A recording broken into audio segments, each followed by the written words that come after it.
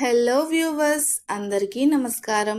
రేపు బుధవారం, ద్వాదశి, మంచి రోజు. ఒక నిమ్మకాయతో ఇలా చేసి కాలితో తొక్కితే చాలు, రాత్రికి రాత్రి మీ జీవితం మారిపోతుంది. మీకు ఉన్న కష్టాలన్నీ కూడా పోతాయి. దుష్ట శక్తుల పీడల నుంచి బయటపడతారు. నరదృష్టి, నరఘోష అన్నీ తొలగిపోతాయి. కొంతమంది తెలియక దిష్టి నిమ్మకాయలను, దిష్టి మిరపకాయలను, దిష్టి తీసి పడేసిన వస్తువులను తొక్కేస్తూ ఉంటారు. ఆ పొరపాటు వలన ఎన్నో బాధలు అనుభవిస్తూ ఉంటారు. ఆ బాధలు దిష్టి తీసిన వస్తువులను తొక్కడం వలన వస్తున్నాయనే విషయం కూడా వారికి తెలియదు. కానీ బుధవారం రోజు నిమ్మకాయతో ఈ ఒక్క పరిహారం చేశారంటే దిష్టి వస్తువులను తొక్కిన దోషం పోతుంది. ధన సమస్యలు, ఆరోగ్య సమస్యలు కూడా పోతాయి. కాబట్టి ప్రతి ఒక్కరూ కూడా మిస్ అవ్వకుండా ఈ పరిహారాన్ని చేసుకోండి. ఈ పరిహారానికి జస్ట్ ఒక నిమ్మకాయ ఉంటే సరిపోతుంది. నిమ్మకాయకు ఎన్నో శక్తులు ఉంటాయి. మన ఇంట్లో ఎన్నో వస్తువులు ఉంటాయి, కానీ వాటి గురించి మనం అంతగా పట్టించుకోము. కానీ వాటిలో కొన్ని వస్తువులు మన జీవితానికి, భవిష్యత్తుకు అద్భుతమైన ఫలితాలను ఇస్తాయి. అలాంటి వాటిలో నిమ్మకాయ ఒకటి. నిమ్మకాయ మన హిందూ సాంప్రదాయంలో చాలా ప్రాముఖ్యత ఉంది. నిమ్మకాయను అనేక పరిహారాలలో వాడుతూ ఉంటారు. నిమ్మకాయ మనకు మన నిత్య జీవితంలో ఎంతగానో ఉపయోగపడుతుంది. ఆరోగ్యాన్ని కలిగించే పోషక విలువలతో పాటు రోగ నిరోధక శక్తి అధికంగా కలిగి ఉంటుంది. నిమ్మకాయలు అంటే శక్తి స్వరూపిణి. పార్వతీదేవికి చాలా ఇష్టం. నిమ్మకాయ మన ఆహారానికి, రుచికి అందించడమే కాదు, మన జీవితానికి ఎన్నో శుభ ఫలితాలను అందిస్తుంది. జ్యోతిష్య శాస్త్రం ప్రకారం నిమ్మకాయతో ఎన్నో సమస్యలకు పరిష్కారం దొరుకుతుంది. నిమ్మకాయకు సంబంధించి ఈ పరిహారాన్ని పాటించినట్లయితే మన జీవితంలో ఎన్నో రకాల ఇబ్బందులు తొలగిపోతాయి. మనపై, మన ఇంటిపై నరదృష్టిని తొలగించుకోవడంలో ఈ నిమ్మకాయ అనేది చాలా బాగా ఉపయోగపడుతుంది. అంతేకాదు, ధన లాభం కోసం కూడా ఈ నిమ్మకాయను పరిహారం చేసుకోవచ్చు. ఈ పరిహారంతో మన ఇంటి ఆర్థిక పరిస్థితిని కూడా మెరుగుపరచవచ్చు. మరి ఇంతకీ బుధవారం రోజు నిమ్మకాయతో ఏం చేస్తే మీ జాతకం మారిపోతుంది అనే విషయాన్ని ఇప్పుడు మనం ఈ వీడియోలో వివరంగా తెలుసుకుందాం. అంతకన్నా ముందు లక్ష్యం చేరుకోవడానికి చిత్తశుద్ధి, నిబద్ధత ఎంత అవసరమో తెలిపే కథను విందాం. మన కలలు నెరవేరాలంటే ఎలా ఉండాలో ఈ చిన్న కథ ద్వారా తెలుసుకుందాం. పూర్వం ప్రజ్ఞాపురంలో కుందముడు అనే 10 ఏళ్ల కుర్రవాడు ఉండేవాడు. వాడి తల్లి జబ్బుతో మరణించింది. తండ్రి మళ్ళీ పెళ్లి చేసుకున్నాడు. పిన్ని వచ్చింది. తనకు కుందముడు అంటే అసలు నచ్చేదే కాదు. వాడిని ఎలాగైనా ఇంటి నుండి గెంటేస్తే తను మొగుడు చిలకా గోరింకల్లా కాపురం చేయవచ్చు అనుకుంది. ఒకరోజు కుందముడు గుడికి వెళ్ళి పూజారి చెప్తున్న హరికథ విన్నాడు. అందులో ఒక కుర్రవాడు తపస్సు చేస్తే హరి ప్రత్యక్షమై అడిగిన ఫలాలన్నీ ఇచ్చేస్తాడని చెప్తాడు.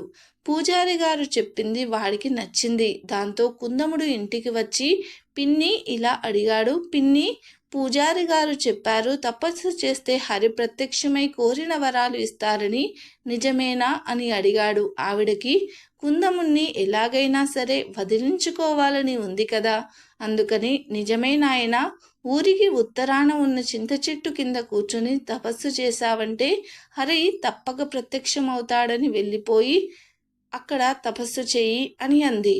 ఆ మాటని కుందముడు గట్టిగా నమ్మాడు. అందుకే వెంటనే వెళ్ళి ఆ చింత చెట్టు కింద కూర్చొని తపస్సు చేయడం ప్రారంభించాడు. అలా కొన్నేళ్లు గడిచాయి. కుందముడి తండ్రి, పిన్ని గతించారు. మరికొన్నేళ్లు గడిచాయి. అయినా కుందమునికి హరి ప్రత్యక్షం కాలేదు. ఒకరోజు నారదుడు ఆకాశంలో వెళ్తూ కిందకి చూశాడు. ఆయనకు చింత చెట్టు క్రింద ఏకాగ్రతతో తపస్సు చేస్తూ కుందముడు కనిపించాడు. చిక్కి చల్యమైన వాడిని చూస్తే నారదునికి జాలి వేసింది. దాంతో దిగివచ్చి, నీ తపస్సుకు హరి ప్రత్యక్షమయ్యాడా అని అడిగాడు. దానికి కుందముడు, ఇంకా విష్ణుమూర్తి ప్రత్యక్షం అవలేదు. మీరు వైకుంఠానికి వెళ్ళినప్పుడు ఆ శ్రీహరిని కలిసి సంగతి చెప్పి ఎప్పుడు ప్రత్యక్షమవుతాడో కాస్త కనుక్కోండి అన్నాడు. తర్వాత నారదుడు నేరుగా వైకుంఠానికి వెళ్ళాడు. శ్రీదేవితో సరసాలాడుతున్న శ్రీహరిని చూశాడు. అన్ని లోకాల సంగతులు స్వామికి చెప్పాడు. చివరన భూలోకంలో సంగతి చెబుతూ పాపం ఆ పసివాడు ఎంతో ఘోర తపస్సు చేస్తున్నాడు, నిన్నే నమ్ముకున్నాడు, వాడికి ఎప్పుడు దర్శనమిస్తావు, ఎన్నాళ్ళు ఈ నిరీక్షణ అని అడిగాడు. దానికి విష్ణుమూర్తి, అప్పుడైనా ఇంకా చాలా ఏళ్ళు తపస్సు చేయాలి వాడు అన్నాడు. హరి అన్నాడు, చాలా ఏళ్ళు అంటే ఎన్నేళ్ళు స్వామి? ఏ చింత చెట్టు కింద వాడు తపస్సు చేస్తున్నాడో ఆ చెట్టుకి ఎన్ని ఆకులు ఉన్నాయో అన్నేళ్ళు చెయ్యాలి అన్నాడు. శ్రీహరి నవ్వుతూ ఆ మాటలు విన్న నారదుడు ఆశ్చర్యపడి హతోస్మి అనుకుంటూ భూలోకానికి బయలుదేరాడు. నారదుడిని అల్లంత దూరంలోనే చూసి కుందముడు ఆయన దగ్గరకు వెళ్ళి, స్వామి శ్రీహరిని కనుక్కున్నారా, ఏమన్నారు అని ఆతృతగా అడిగాడు. చెప్పడానికి సంకోచిస్తూనే మెల్లగా ఆయన ఏమన్నది చెప్పాడు. విచారిస్తాడని దుఃఖపడతాడని అనుకున్నాడు, కాని వాడు ఆనందంతో గంతులు వేయడం చూసి ఆశ్చర్యపోయాడు. అప్పుడు కుందముడు, ఇన్నాళ్ళు స్పష్టత లేదు, ఇప్పుడు తెలిసింది. ఈ చెట్టుకు ఎన్ని ఆకులు ఉన్నాయో అన్నేళ్ళు తపస్సు చేస్తాను అని తపస్సు చేయడానికి సిద్ధమయ్యాడు. సరిగ్గా అప్పుడే ప్రత్యక్షమయ్యాడు శ్రీహరి. శ్రీహరిని చూసి కుందముడు సంతోషిస్తూ ఉంటే నారదుడు ఆశ్చర్యంతో నోరు తెరిచాడు. ఇంకా చాలా ఏళ్ళు తపస్సు చేయాలని చెప్పారు కదా స్వామి, మరి ఇప్పుడే ప్రత్యక్షమయ్యారు ఏమిటి అన్నాడు నారదుడు. అప్పుడు శ్రీహరి నారదుడితో, కుందముడికి నా మీద ఉన్న భక్తికి పట్టుదలకు కరిగిపోయానయ్యా, అందుకే ఇక ఆలస్యం చేయకూడదనుకున్నాను, అందుకే ప్రత్యక్షమయ్యాను అన్నాడు. కుందముడు అనుగ్రహించాడు. కథ ద్వారా మనం తెలుసుకోవాల్సింది ఏమిటంటే, ఏదో మ్యాజిక్ జరిగి కలలన్నీ నిజమవుతాయని అనుకోవడం పొరపాటు అని, అవి నిజం కావడానికి పట్టుదల ఉండాలి, కష్టపడి పని చేయాలి. లక్ష్యం చేరుకోవాలంటే చిత్తశుద్ధి, నిజాయితీ, చేసే పని మీద నిబద్ధత ఉండాలి. ఇవన్నీ ఉంటేనే లక్ష్యాన్ని చేరుకోగలం. ఇక వీడియోలోకి వస్తే చాలామంది ఆర్థిక సమస్యలతో బాధపడుతూ ఉంటారు. కొంతమందికి హఠాత్తుగా ఏదో ఒక అనారోగ్యం వస్తుంది. అసలు ఎందుకు వచ్చిందో, ఎలా వచ్చిందో కూడా తెలియని ప్రాబ్లమ్స్ వస్తాయి. అలా జరగడానికి కారణం మనం తెలియక చేసే తప్పులే. ఇలాంటి సమస్యల నుండి బయటపడాలంటే బుధవారం రోజు చక్కగా ఒక నిమ్మకాయను తీసుకోండి. ఉదయం పూట ఒక మంచి పసుపు రంగు నిమ్మకాయను తీసుకొని దాని మీద పసుపుతో ఒక బొట్టు పెట్టండి. తర్వాత ఒక చిన్న ప్లేట్లో గుప్పెడు బియ్యం పోసి ఆ బియ్యం మీద ఈ నిమ్మకాయను పెట్టి ఒకసారి ఆ ప్లేటును పట్టుకొని ఇల్లంతా తిరగండి. బెడ్రూమ్, బాత్రూమ్, కిచెన్ ఇలా అన్ని గదులు తిరగండి. తిరిగేటప్పుడు మేము తెలియక చేసిన తప్పుల వలన మాకు ఎటువంటి కీడు రాకూడదు అని మనసులో అనుకోండి. ఇలా ఇల్లంతా తిరిగిన ప్లేటును తీసుకెళ్ళి మీ ఇంట్లో నడిబొడ్డున పెట్టండి. ఉదయం పెట్టండి, మళ్ళీ సాయంత్రం వరకు దానిని కదపవద్దు. సాయంత్రం ఈ ప్లేట్ని తీసి దానిలోనే బియ్యాన్ని డస్ట్బిన్లో పడవేయండి.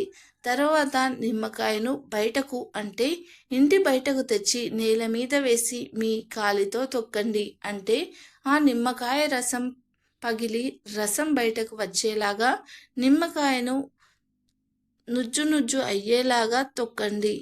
ఆ తర్వాత నిమ్మకాయను డస్ట్బిన్లో పడేసి కాళ్ళు చేతులు కడుక్కొని ఇంటి లోపలికి వెళ్ళిపోండి. ఇలా ఈ చిన్న పరిహారం చేస్తే ఒక్క రోజులోనే మీకు ఉన్న కష్టాలన్నీ కూడా పోతాయి. దుష్ట పీడలు, దోషాలు, నరదృష్టి, నరఘోష, కష్టాలు అన్నీ పోతాయి. మీ జాతకం మారిపోతుంది. కనుక మీరు కూడా రేపు బుధవారం రోజు నిమ్మకాయతో ఈ చిన్న పని చేసి దుష్ట బాధల నుండి బయటపడి సంతోషంగా జీవించండి. వీడియో నచ్చితే లైక్ చేయండి, ఫ్రెండ్స్ అండ్ ఫ్యామిలీ మెంబర్స్కి షేర్ చేయండి. అలాగే మన ఛానల్ని ఫస్ట్ టైం కనుక చూస్తే తప్పకుండా సబ్స్క్రైబ్ చేసి గంట సింబల్ని యాక్టివేట్ చేసుకోండి. మేము పెట్టే వీడియోస్ మీకు నోటిఫికేషన్గా వస్తాయి. ధన్యవాదాలు.